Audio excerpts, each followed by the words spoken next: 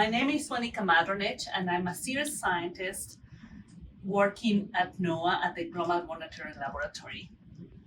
I am in charge of measuring samples from all over the world, and what we measure are the greenhouse gases. The purpose of measuring the samples all over the world is for us to have a baseline and see how those greenhouse gases are changing across time and space.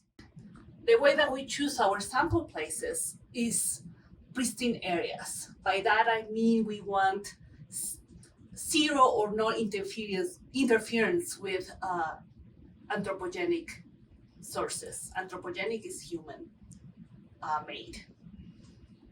We can see that we have samples in the South Pacific, all the way in Greenland, and also really cool, we measure the South Pole. Let's come and see my lab.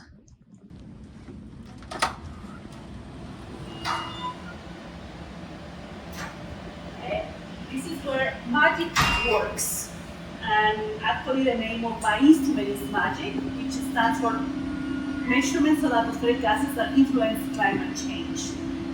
And which those gases are CO2, carbon dioxide, CO, carbon monoxide, SF6, sulfur hexafluoride, CO, carbon monoxide, hydrogen, H2, and nitrous oxide, N2O. You can see here my instrument. These are the flasks, like the air samples that I was talking about. I'm measuring right now samples from Samoa and China.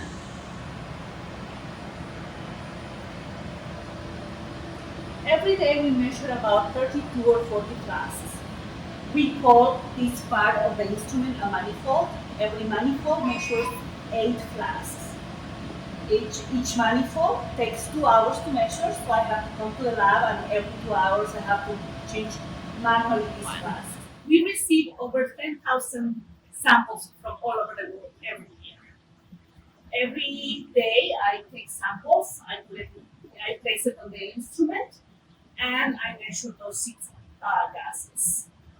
After those gases are measured, we do some QC, that quality control analysis, and then we pass those data to scientists like Aleya that makes all the publications and gives you all the information that we measure in the laboratory. So you just saw how the samples were measured. Now I'm going to show you what the data looks like. I'm Aleya Kaushik. I'm a research scientist at CIRES, also working at the Global Monitoring Lab. And I do a lot of modeling with the data that Monica just showed you how to collect that.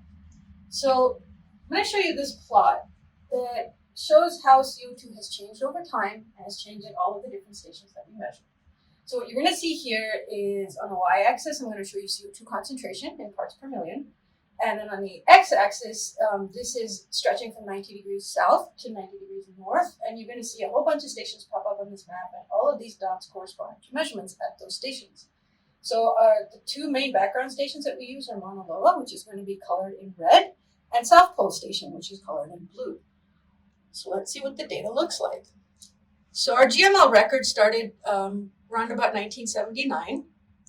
And as this plot plays out, you'll see a few things. You'll see that the swings are much larger in the northern hemisphere compared to the southern hemisphere. And why is this? Well, this is because there is way more land in the northern hemisphere, and that is where primarily all the sources and sinks of carbon dioxide are.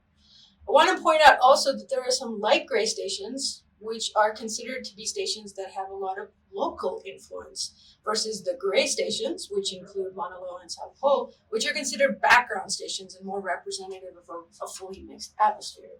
So you're seeing in the northern hemisphere that we have a much larger seasonal cycle because, as I said, there's way more land, way more plants. So in the summertime, they grow, they take up carbon dioxide, and you start seeing CO2 go down.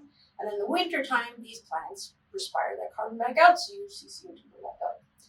The other thing you probably noticed when you were watching this palm panel video is that the northern hemisphere values tend to lead and they go higher first. And then the southern hemisphere takes a little time to catch up. So this is showing you the atmospheric transport takes a little while for that air to go all the way from the north to the south. Then as this graph goes forward in time, you'll see we're starting to get more and more stations on the map. We've got quite a few more stations added in the 2000s, so we're seeing much more coverage in North America as well as over Europe. And this record is basically showing you the most important thing, which is that CO2 is just going up and up and up and up over time.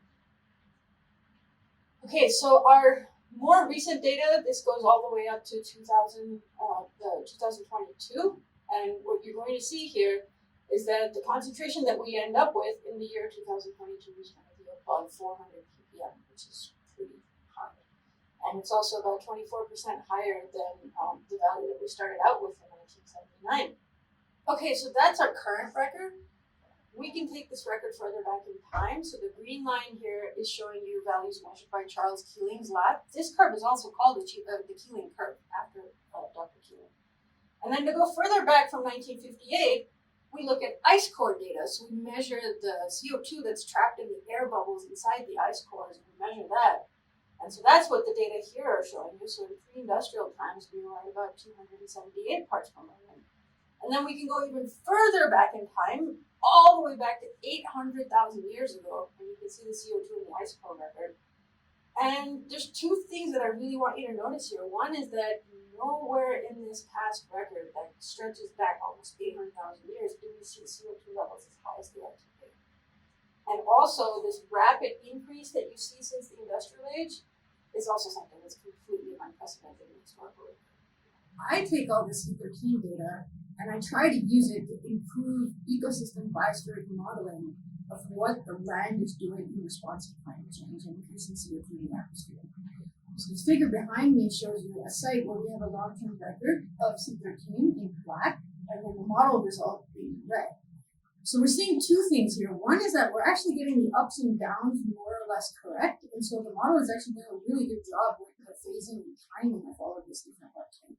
However, what we're not getting right is the extremes. So we're not getting the really high values and we're not getting the really low values. And so that's why if you look at a 1-1 plot, we are much more often working on what we would like to be.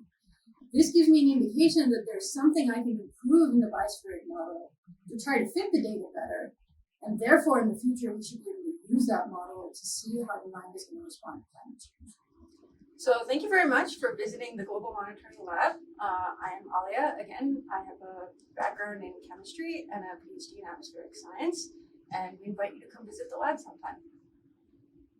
And I am Monica, and I can say that I'm kind of a hybrid. My background is biochemistry, then atmospheric chemistry, and my PhD was in ecology and evolutionary biology.